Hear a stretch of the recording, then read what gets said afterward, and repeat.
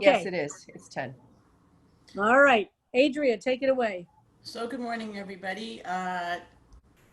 On Tuesday, Rabbi Kleinbaum mentioned Hashivenu and Tov Lahadot, so I thought I would have everybody join in on these. I'm sure that we all know them really well. And I really tried to write a song dedicated to the cheesecake recipe, but I couldn't come up with anything really quickly, so I'm defaulting to these two tunes. So here we go.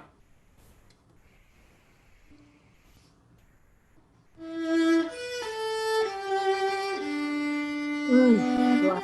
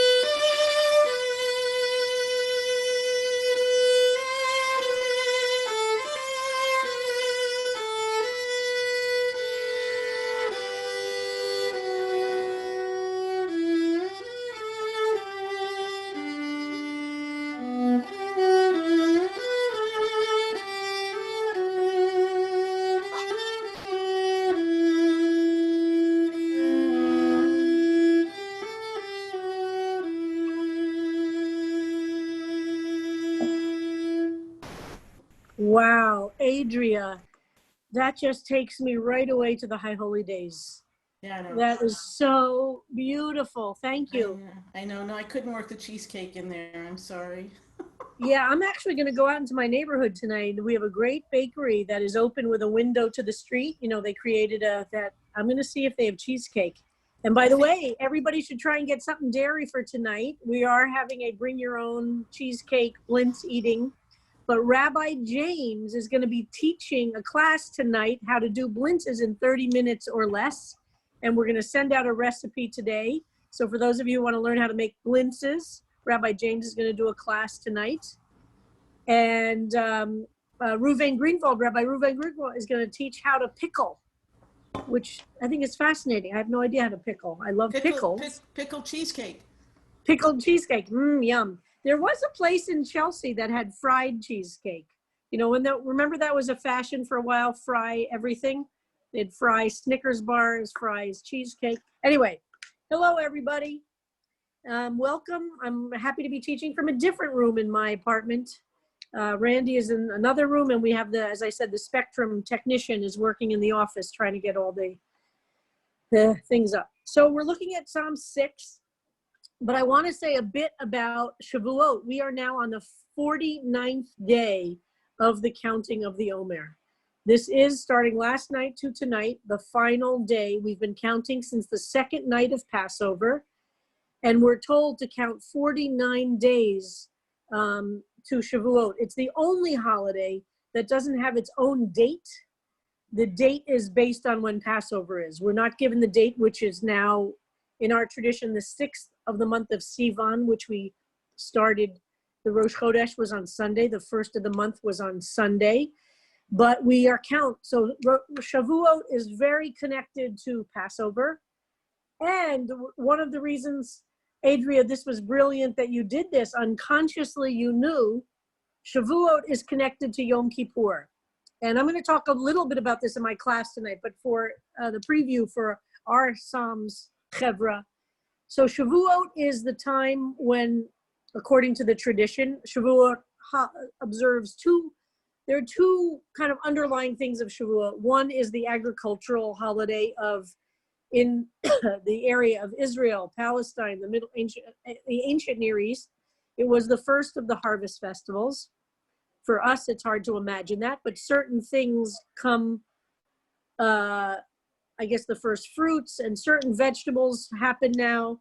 So there's an agricultural level to it. And then there's the historical understanding of Shavuot, which is when the Torah was given at Mount Sinai. The 10 Commandments were given. So you've all seen the movie.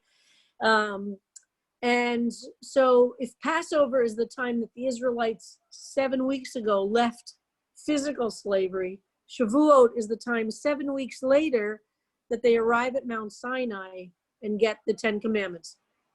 We have no idea whether it happened historically, but as a metaphor and as a story for our people. Great. It's very powerful. You might say, well, I thought they wandered in the desert for 40 years. They do, but the initial experience of going from slavery to Sinai is in these 7 weeks. Now, what's the connection? So just a really quick overview of the story is that Moses goes up the mountain, gets the 10 Commandments. He's up the mountain for 40 days. He comes down from the mountain. He finds that the Israelites had given up hope. They were hopeless. They never thought he'd return. The story of the golden calf. Moses breaks the 10 Commandments. And then on the first of the month of Elul, he goes back up the mountain. And then 40 days later after that, he comes down with the second set of tablets and with forgiveness. And that's when Yom Kippur takes place. On the 40th day after the second time he went up. It's all about, and for me, it's such that powerful imagery. We often have to redo things. And often we're broken from the mistakes we made the first time. And we have to just carry those first set of broken tablets with us. So Shavuot is really kind of the beginning of the march towards the High Holy Days. So Adria, that was brilliant to do Hashivenu, which really connects us in our ears and the words to Yom Kippur. Only because you mentioned it. Yes. I had nothing to do with it. So this, I also want to mention, we talked about how powerful the Psalms are for the different traditions. And for Christianity, there's a holiday that some of you might know as Pentecost. Has anybody heard of Pentecost? I can't see anybody. So you might have heard of Pentecost. What does Pentecost mean? What does the word mean? Can anybody say what you think the word means? We don't have Harold who knows the actual Greek, but I think it has to do with 5. Right, it has to do with 5, like pentagon, pentangle. It has to do with 5, and it means 50th. So Pentecost is the 50th day. So for Jews, in the Septuagint, which Harold taught us so much about, Shavuot is called Pentecost, the 50th day, because Shavuot was the 50th day after Passover. Shavuot means weeks. Literally, it's the plural of the word week, W-E-E-K, 7. Shavuot has Sheva in it, meaning 7. So it's 7 weeks of 7 days, which adds up to 49. But then the 50th day is Shavuot. So if you were going to use an English word, which of course is originally Greek, to talk about Shavuot, that's the word Pentecost. But most of us don't use the word Pentecost for the Jewish holiday of Shavuot. We know of Pentecost as a Christian holiday. And if there are Christians in the class today, please correct me if I say anything wrong, because this is definitely not my field. But Pentecost for Christians means the 50th day after Easter. So it is observed as a holiday as well. And it is observed, I think this year, this Sunday is Pentecost in the Christian liturgical cycle. It's a little different for Catholics than for Protestants, and a little different for Western traditions than for Eastern traditions. But everybody has a Pentecost in the Christian calendar, and it's the 50th day after Easter. Pentecost, describing Shavuot, exists for Christians as a very important day. And if you look up Pentecost in the New Testament, you'll see it's referred to as the time that, theoretically, it was celebration So if Pentecost is the 50th day after Easter, Easter was when Jesus emerged, the 3 days after his death, and Jesus became resurrected, and we had the resurrection. So 50 days after the resurrection is Jesus's ascension to heaven. So Pentecost, so they count the 50 days slightly different than we do. We count it from Passover, set 49 days. Ascension was last week, so maybe I'm getting something wrong. Yeah, so was last Sunday, and this Sunday is the delivering of the Holy Spirit to the people. But which is Pentecost? Well, so Pentecost is the 50th day, which will be this Sunday, but that is when Christians received, like, the Holy Spirit descended on Jesus and the disciples. So it's a celebration of the Holy Spirit. So I was right that Pentecost is this Sunday, but Ascension was last week, and this week is, can you describe that again? Is that Puck? Yeah.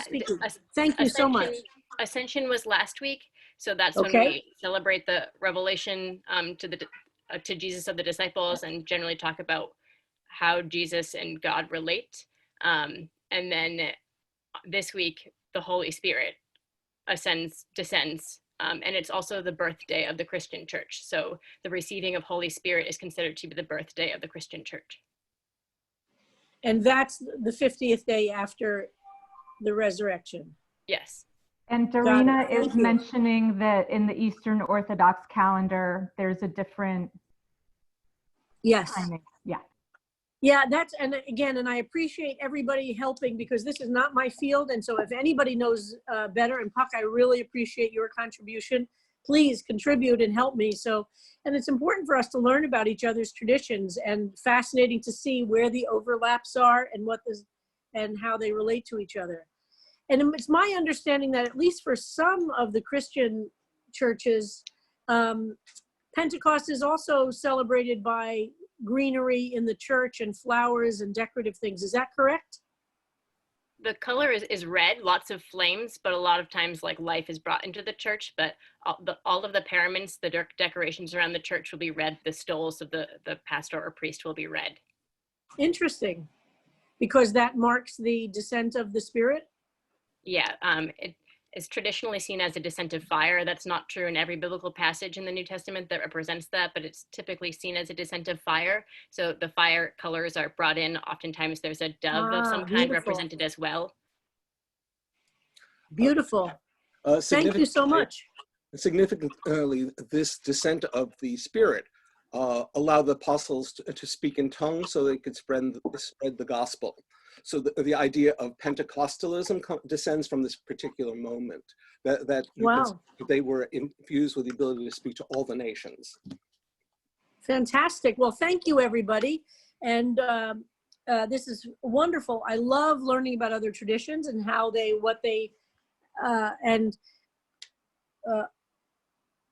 okay, did I lose everybody? No, we lost, your face went off. Okay, my face went off. Something's happened. Okay, there I am. All right. Benjamin has, Benjamin's hand is up. If we can take Benjamin. Hi, good morning. Good morning, Ben. I was curious about the calendar things that tying Yom Kippur to Shavuot. And it occurred to me very quickly that 40 days after Shavuot, because Sivan has 30 days, would be the 17th of Tammuz, which makes up as a day of mourning because the city walls were breached. Correct, and that was the date that Moses came down. What was the interval between 17 Tammuz and the 1st of Elul? Why did it take that? Oh, Ben, you're so smart. I always skip over that part because it's really messy. A lot of people got killed. God was very angry. Moses said he's giving up. He's not going to lead the people anymore. God has to argue with Moses. There was kind of a plague in the camp because we're told God was so angry about how people were acting when Moses came down. It was messy. I always skip over that part, Ben. You're so smart that you picked up on that. Yes, there is an interval. I leave the math a little fuzzy. It's not a pretty part of the picture, but from the 17th of Tammuz to the 1st of Elul, there is a gap. And part of it is, and it is actually a very interesting thing, but it requires a whole other study. Part of it is the people had to shift. People had to shift in their understanding. There were, Moses had to shift in his understanding, and God had to shift because God said, I'm done with these people. These people are, you know, I disappear a little bit and look what happens. Hopelessness takes over, despair takes over. They start worshiping the Egyptian gods again. They create the Egel HaZahav, the golden calf.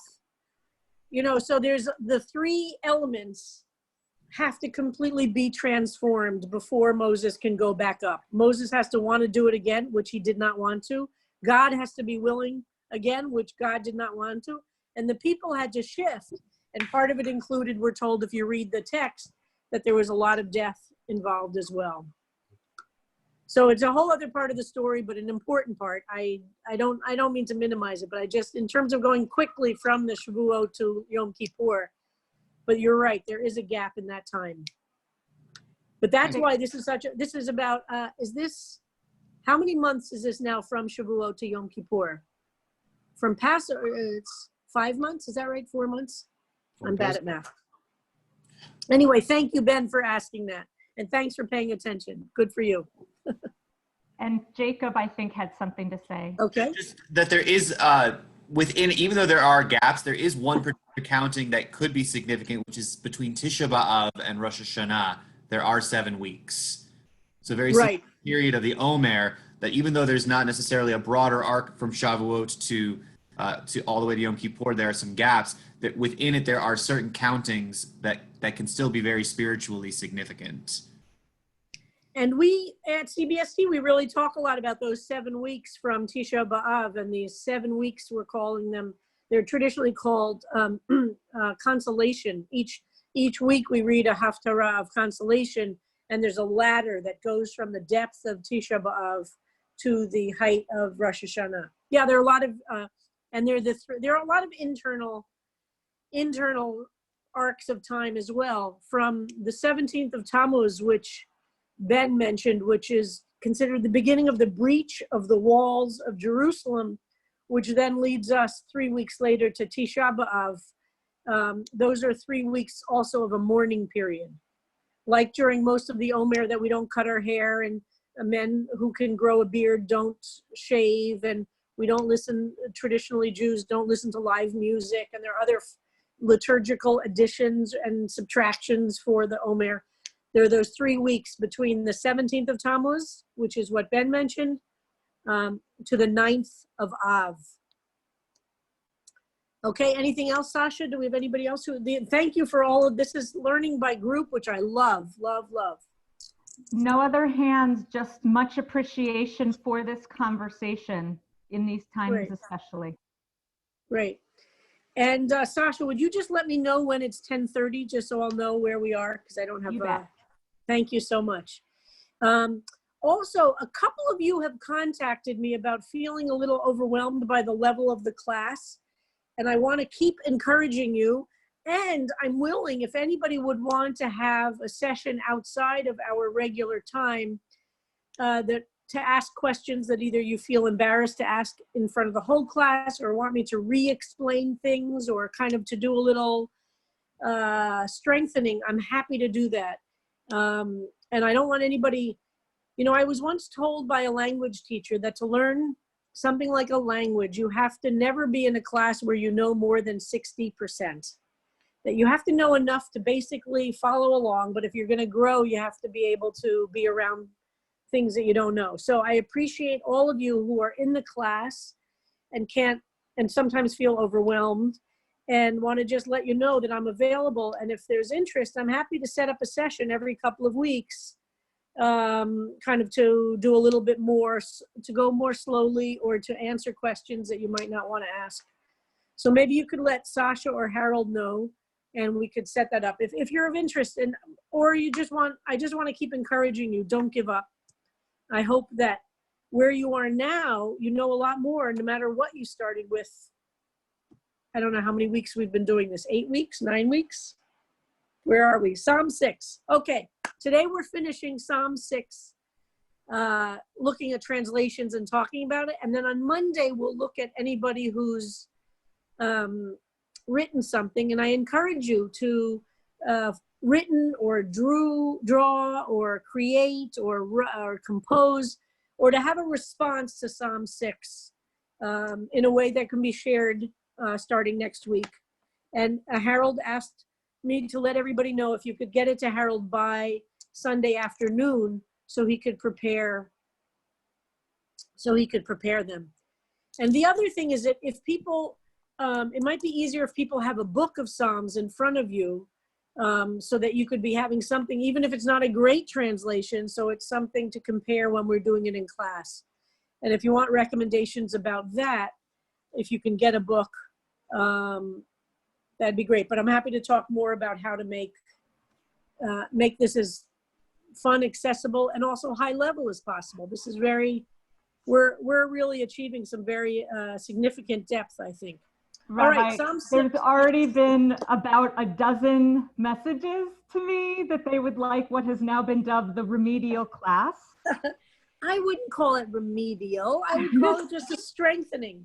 All right, so maybe we'll do a regular class like that, and we'll get back to you about when, Sasha. Maybe you, Harold, and I will talk about it. Totally happy to do that, and I'm ready to post Richard Levy if you'd like.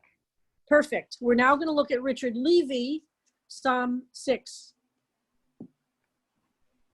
I think, so if Alter is the one who stays closest and really works as a poet to understand the biblical language, and Fisher goes far away from the structure, Levy does a little bit of both.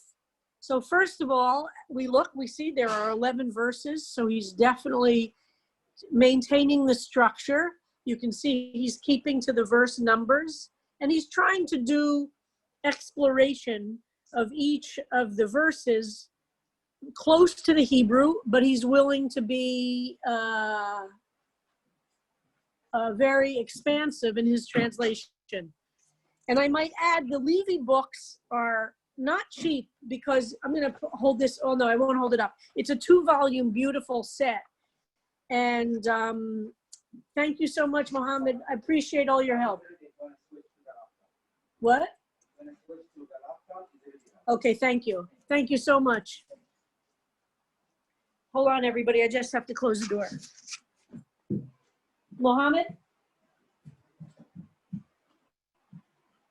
Mohammed?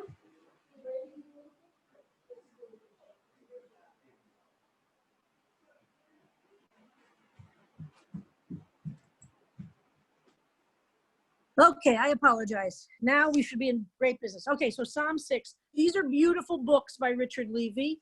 He's a rabbi, and so he also writes a spiritual application for each psalm, and he has very nice commentary and explains why he's made the choices he's made.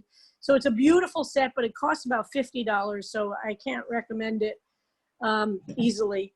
And Sepharia, and maybe we should have actually a tutorial on Sepharia, but Harold and Sasha have shared Sepharia as often our first text that we look at.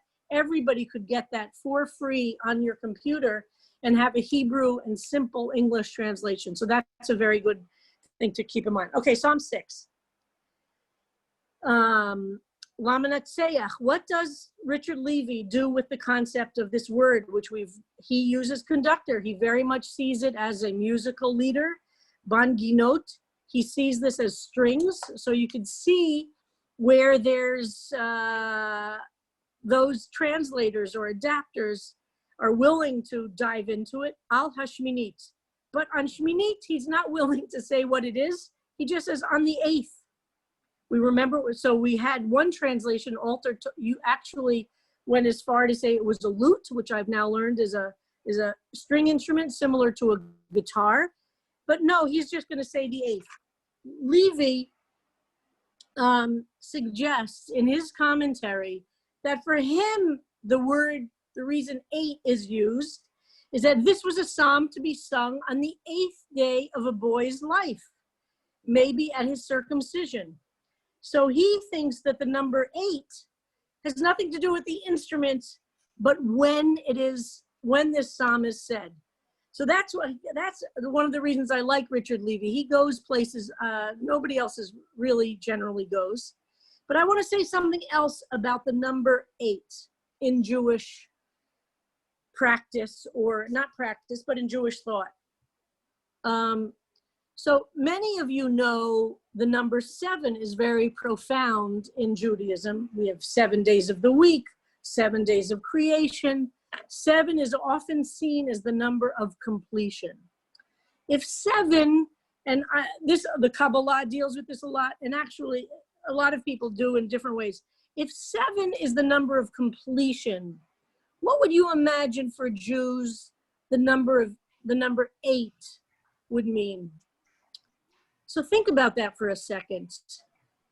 If 7 is the number of completion, what's the number 8 is mean? a new start. A new start. That's a wonderful idea. The idea we're beginning from the beginning. In general, 8 means often in Jewish life, in Jewish mysticism and in Jewish practice, that which is beyond the natural world, so to speak, that which is above and beyond, that which is not the letter of the law, but the spirit of the law, that which is a little mystical and not in the natural world. So 8 is a very powerful number. And I actually think Rabbi Moskowitz and Rabbi Amsalem published a piece this week which explored the number 8. Chet is the number, and chen is a word for grace or gracefulness or beauty. And he explores that in a writing that I think we put up on Facebook. So 8 is an interesting number. So what Levy is saying, there's something about 8 that's not necessarily about the instrument at all. So I just share that with you because I think it's fun to see it open up in a whole different area. Mizmor LeDavid, he goes, that's a very standard translation. Adonai. So again, Levy will use Adonai, and you'll notice in the Hebrew, and somebody brought this up, I think Randy Sarakoff brought this up, that he writes it the Yud Yud instead of Yud He Vav He. That's very common in Jewish texts, to not want to even write Yud He Vav He. And so in a text that's not the Chumash or a Siddur, when they publish something, often they'll just do Yud Yud as a kind of a placeholder. It means Yud He Vav He, but they don't want to even write Yud He Vav He. So the Yud Yud there in the Hebrew, for those of you who can read that, is really referring to Yud He Vav He, but it's a placeholder. When anger flares in your nostrils. So now we've seen Levy is the first translator who's actually referring to that phrase be'apcha, which means in your nose. And I told you that anger means the flared nostrils. He's actually making it quite literal. Do not rebuke me. When wrath heats up in you, do not chastise me. Choneni Adonai, be gracious to me, Adonai, I am so weak.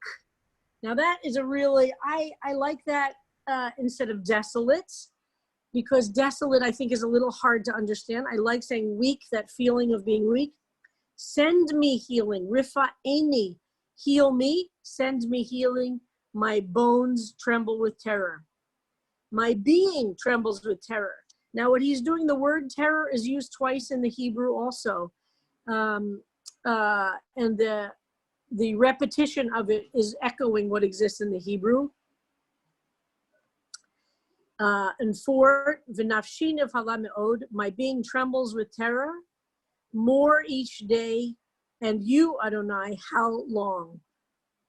So more each day. Yes, I'm sorry. 10:30. No problem. Okay. 10:30. All right.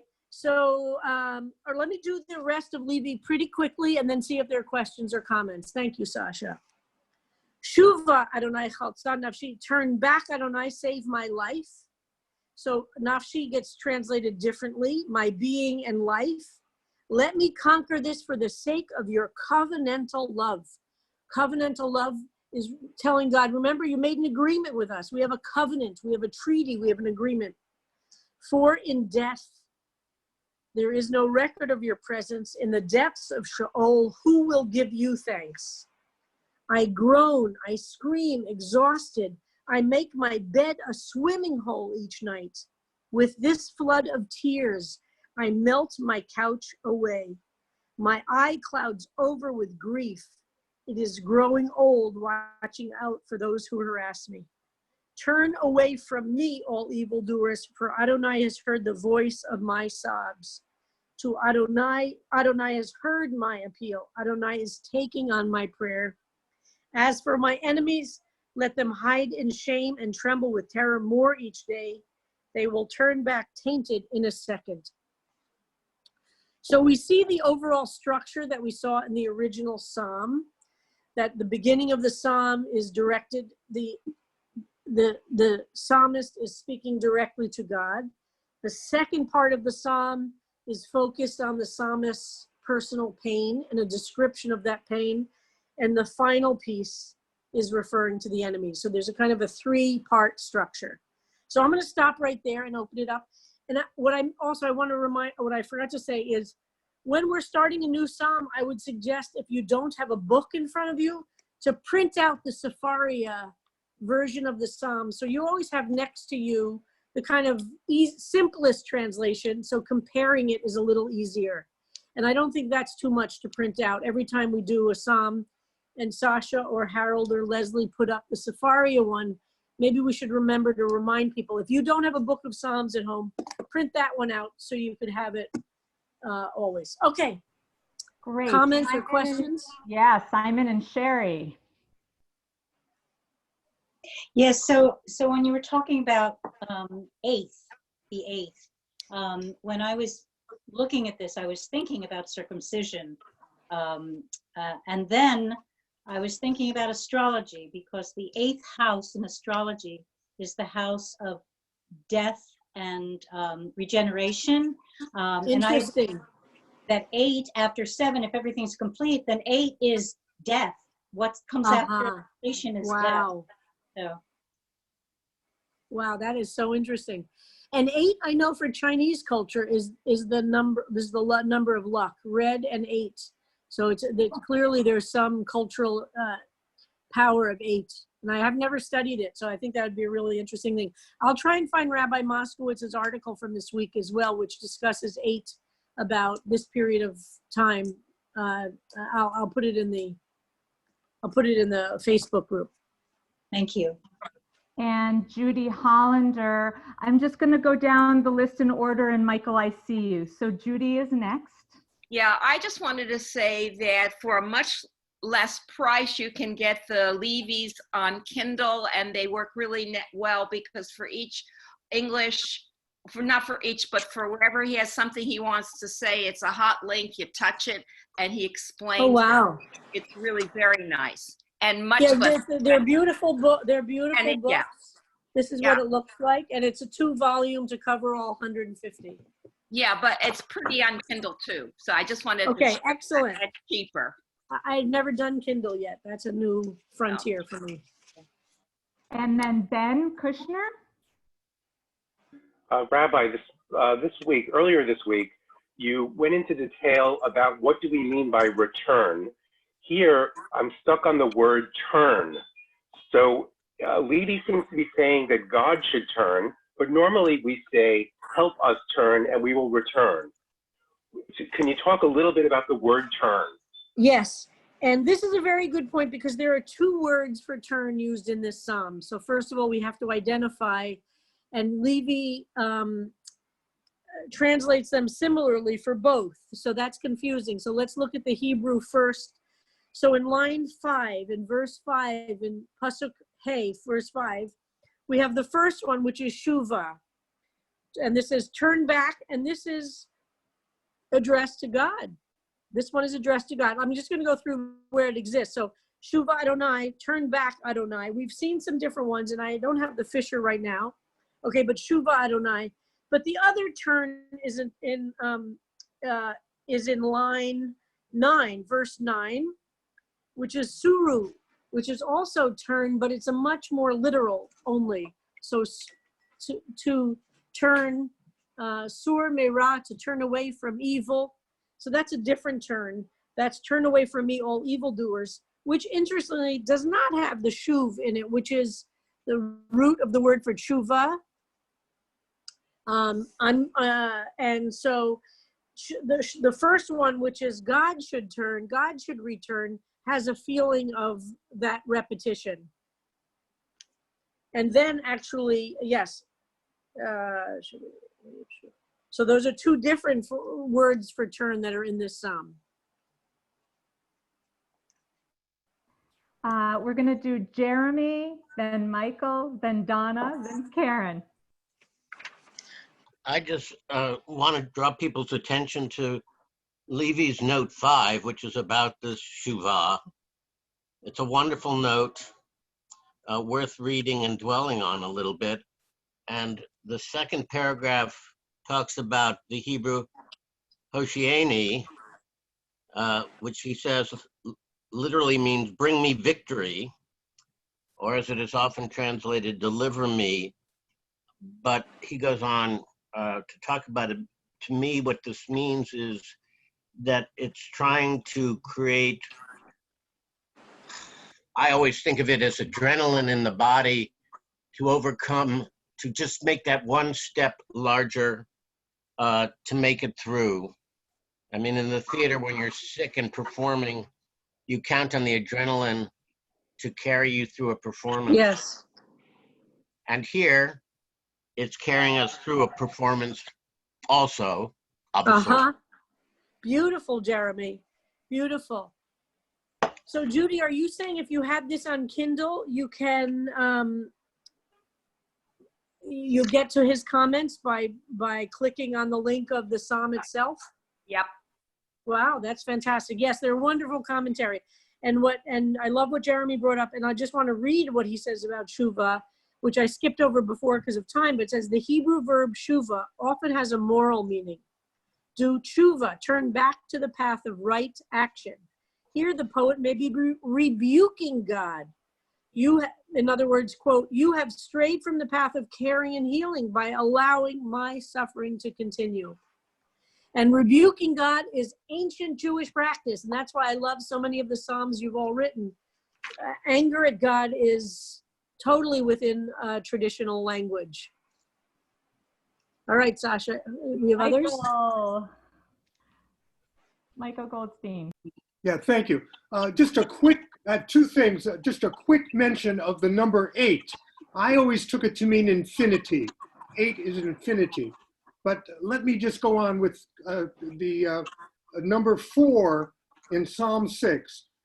Back to the Sepharia, Rabbi, you mentioned very briefly that you, Lord, you said the you could be male or female. Now in the Levy, in note number 4, it says the phrase "and you" suggests that the poet believes in God, is aware of the poet's suffering, and she addresses this challenging question. Why she? What's the difference between she and he in Adonai and Lord and you? Because if it were the pronoun you, female, it would be at. So if you look at the Hebrew, which I'm not sure you can, what line were we on? That was line 4. Yeah. So if you can see in a faint letter, I'm not sure if you can get that, Sasha, in almost a grayed out, and Marcia Melnick can tell me what the language for the printer is, but on the psalm itself, if you look at line 4, you look at the second part of the line, you see that, yes, exactly that. It's a lighter print. That's indicating what we showed you in Sepharia and in the original, that's actually what's written. It's been corrected, so that would mean female you, God. But it's been corrected to viata, masculine you, God. So you see that? So Levy is saying, let's not correct it. Do you see what I mean, Michael? I see the text, but I'm asking you, is God female? What's the introduction? Oh, you're asking me the larger question, not the grammatical question. Exactly. Okay, very briefly, and maybe this is a bigger conversation, I don't think God has gender. I don't think God has physical form. But we're human beings who are limited to language. and our language is limited. So if something's ineffable, which is a very important word, which means cannot be even described in words, and the only thing we have are words, then our words are by definition imperfect. So we tend to use that which we know. And guess what? We know gender, although we're understanding gender very differently now. So God is way beyond gender. God is beyond everything we know about the physical world, but we are limited because we have to use language. So I like to mix up the gender I use to talk about God, because it is upsetting to people, and I don't want people to have that image of a long white beard. You have a beautiful beard, Michael, but God isn't a white man with a big beard, and people still have that in their head. So I don't think God has gender ultimately, but that's why I like to use all different kinds of genders, including they, including no. Okay. In Levy's note on verse 4, he says the poet she, and that's the first time and the only time he uses the pronoun she. Any comment on why he suddenly did that? I think he just wants to check. We also don't know who wrote these. We do not know, right? We do not know that from the house of David, but we do not know. So I think he wants to challenge us not to assume it was only men. Thank Though you. it's yep. Challenging our assumptions and getting our brains to be a little bit more nimble. From our lesbian rabbi, thank you. Exactly. We have 3 hands up and it's 10:43. All right, I think we're going to have to pause on these, folks, and maybe you could write the questions or bring questions to Facebook and put anything else in Facebook. And I will be teaching a psalm tonight that we have not yet studied. And so 8 o'clock, we're starting with the service. And then 9 o'clock, I'll be teaching my class, which we will end by playing Jacob Mimi's composition to end my class tonight. But now we're going to ask Adria to lead us out of this. And Yontiv starts tonight, Friday night services, Shabbat morning services, and then I'll see everybody again on Monday morning.